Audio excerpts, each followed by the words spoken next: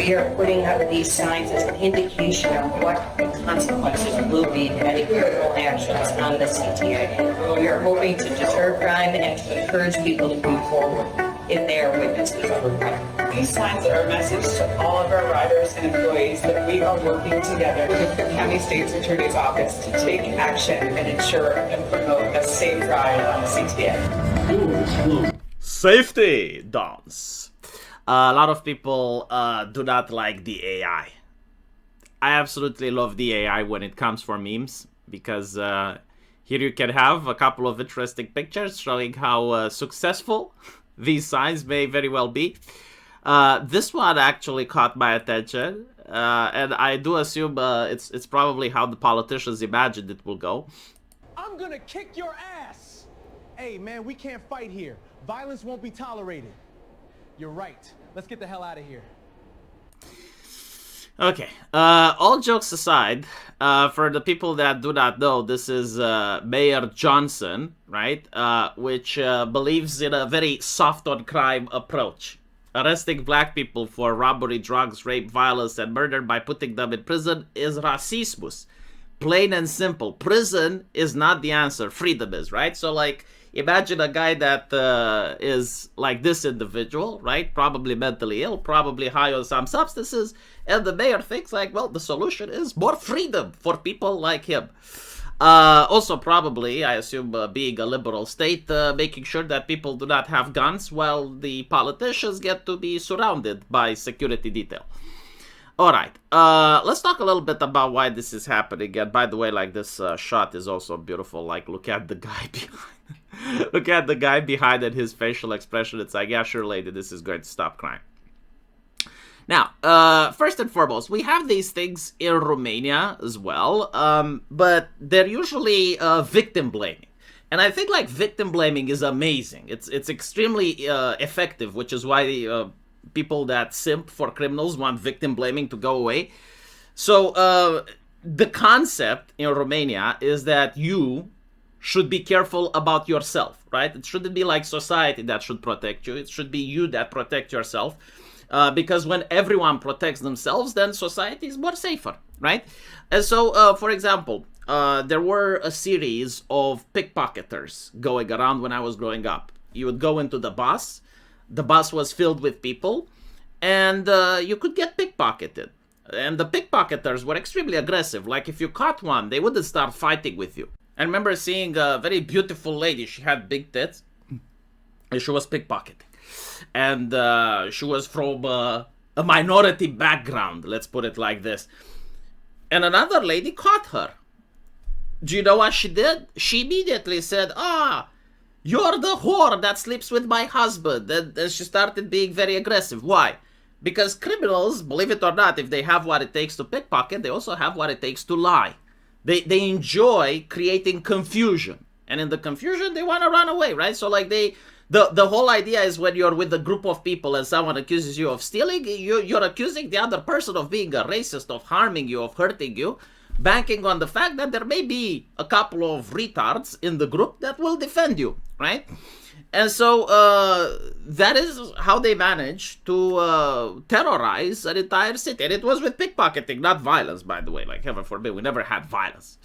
But the city hall started victim blaming, as I mentioned before. Like, it told people, you need to be careful with your wallets. Like, make sure you never put your wallet in your back pocket. Make sure when you're in the train, you always hold your hand over your wallet, right? Like, there were things like this plastered, but it actually gave solid advice to people on how to protect themselves from getting pickpocketed. And guess what? The number of pickpocketing went down. This shit does not help. Don't touch me there. This is my no-no square.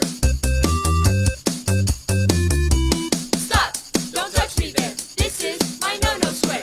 Now, if you were to make one where you advertise a Glock, and you're like, stop, don't touch me there, this is my no-no Glock, all of a sudden, yes, you would notice that the level of crime in the subway would raise dramatically at first.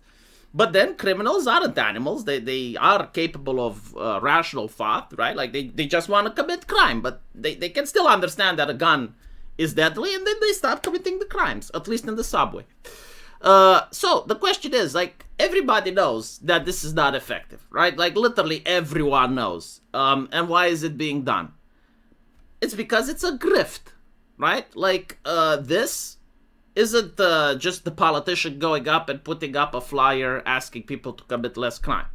No, like, this is something that involves promotional campaign, consultants, like someone actually had to make this piece of paper, right? And believe it or not, it costs money. And when the government pays, well, the government can pay a lot. And so, like, the people involved can ask a lot. And it's usually the grift is like, okay, you hire my consultant company, I send my activists in order to promote you next election. Or sometimes it can even be you hire my consultant company, I step by your house tomorrow and put some money under the table in exchange, right? So, like, it's not that the politicians are stupid. It's not that the politicians do not know what they're doing. It's that this is how they steal. Like, they cannot just take taxpayer money away, right? Like, they need a legal justification. They need to launder. And if you genuinely wanted these types of campaigns to go away, you'd have to completely change the way the conversation is being had. Right now, the conversation is like, oh, well, are the signs effective? Aren't they effective? Racismus, identity politics. This is where they want the conversation to be because they are already experienced at handling this type of conversation. But if instead you would ask them, okay, how much did this cost? Can we do an audit, like before, how much crime was it in the subway and how much crime ended up after you posted them? Where did the money go? Let's follow the trail. Who was the consultant company that you worked with? All of a sudden, if you start asking these questions, you're going to see that you're making them extremely uncomfortable. Because these are Eastern European questions. Don't get me wrong, like, our politicians are still grifting, but at least they have to struggle for the grift, you know? At least we make them sweat.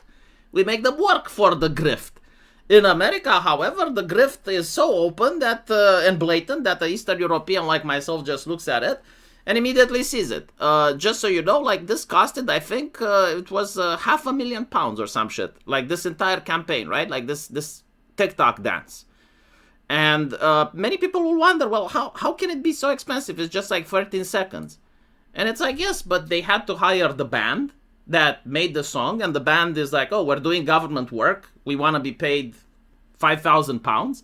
They needed to hire a composer to come up with the song.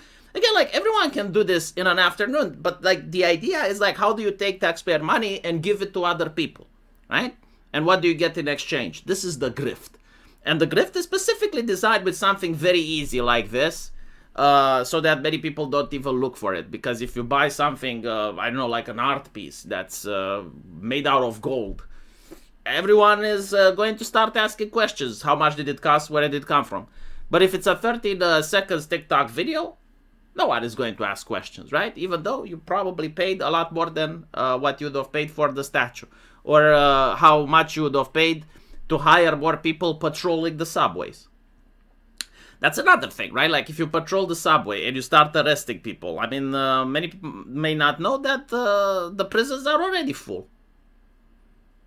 And so this is why the solution is freedom, right? Because a prison that's full may actually require this guy to pay more money to the prisons. And he can also lose votes. Let me know what you guys